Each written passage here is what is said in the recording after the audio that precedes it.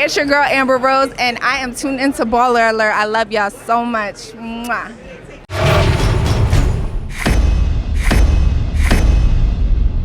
What's up, y'all? It's your girl Angie B with Baller Alert. We are here with the beautiful Amber Rose. First of all, we have to get into the beauty, honey. Thank you. What are you doing to the skin? What are you eating? What am I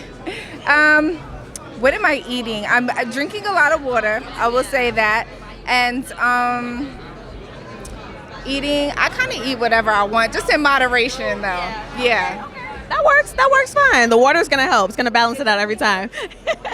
I love it. Now, you recently got back into the studio, and released 2 singles. What made you want to hop back in there and produce something that was fire? I appreciate that.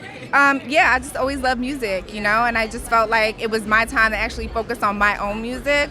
I've been focusing on everyone else's music throughout the years, and I just felt like it was my time. I have another single dropping in October, so I just shot the video for that, and I'm really excited about it. Now, you're about to do a panel on cancel culture. Yes. That is something that has obviously affected the Black community. Is there a way that we feel like you can change it? Like, how can we adjust it in a way? Social media has a huge part of cancel culture. Mm-hmm.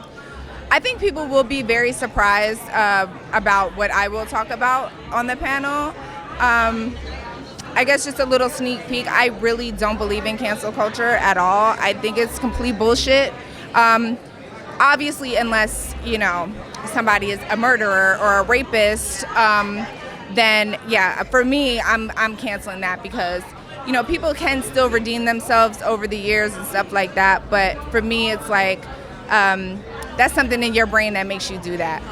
I feel like just saying something out of turn or being ignorant to something, I've done that. Yeah. You know what I'm saying? And so over the years, I would kind of look back and cringe and be like, why did I say that? Yeah. You know what I mean? I don't even feel like that anymore. And I always talk about how I'm like a former slut shamer. I used to call girls hoes all the time, and I just can't even believe that's who I used to be. So, I think people, if they're open-minded, they have an opportunity to redeem themselves. What I love about you is that you're really, really good at holding yourself accountable, and you're really open about being vulnerable in your change and your growth and your evolution. Right. Why do you feel like people should do that a little bit more and have grace? Because I feel like they didn't have enough grace with you when comments were made about stuff. Yeah, I feel like I was one of the first famous girlfriends. I probably was the first. So I took a lot of punches for the new girls coming up, and I'm cool with that. Like, I like that I was able to do that because I'm strong enough to handle it.